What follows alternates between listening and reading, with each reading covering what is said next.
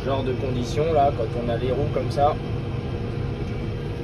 qu'on marque par la rosée, qu'on a une pulvérisation parfaite, sans aucune perte, et que le jour se lève et qu'on a bientôt terminé, et ben ça fait vraiment plaisir, car on a le sentiment de bien travailler, et c'est même pas qu'un sentiment d'ailleurs, et que c'est sans doute qu'une histoire d'éducation et de constat et de formation sans doute,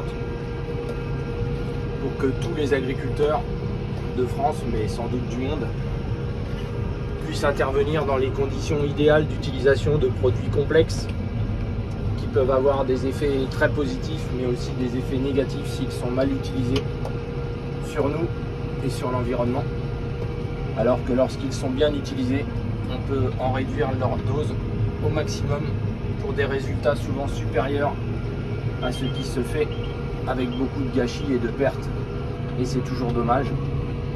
Et puis peut-être aussi qu'il faudrait raisonner davantage comme une entreprise très particulière.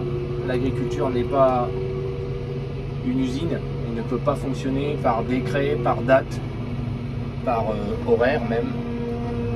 On est vraiment lié à la météo et aux conditions qui doivent faire que quand c'est le moment, il faut y aller, mais quand c'est pas le moment, et même si on devrait y aller pour des raisons un petit peu de contraintes techniques ou autres, eh bien, il faut être capable de se retenir pour travailler dans les meilleures conditions possibles.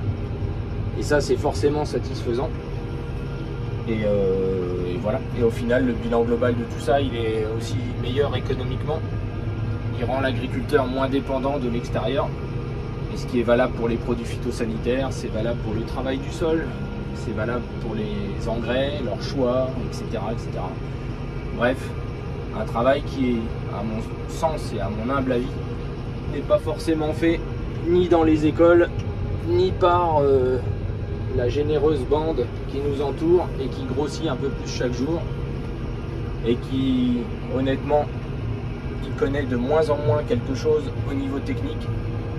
Et si les agriculteurs, pour certains d'entre eux, ont énormément délégué toutes les informations qu'ils reçoivent, eh bien je suis bien inquiet pour eux, car aujourd'hui, nous sommes entourés de marchands, de techniciens commerciaux comme on les appelle, mais qui sont avant tout des commerciaux. Et il y a forcément à l'intérieur de tout ça des personnes techniques et compétentes, mais qui ont bien du mal à faire entendre leur voix avec des pressions commerciales et aussi de plus en plus de choses à faire et à gérer, parfois à la place des agriculteurs, ce qui n'est pas leur métier au final. Voilà, bah écoutez, j'ai bientôt terminé. Je vais pouvoir aller me coucher. Non, je rigole.